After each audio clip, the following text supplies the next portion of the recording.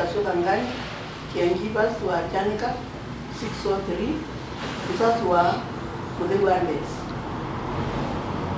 Tunashukuru sana kwa sababu tutengeneza kikundi ya Caregivers ya kushona. Tunashona uniform za watoto za shule, tunashona mosquito net, tunalipa competition, tunajisaidia nyumbani, tunalipa ya watoto school fees, na miradi ile ingine wananunua mosquito net kwetu, na watu wale wengine huko nje wananunua hapa kwetu.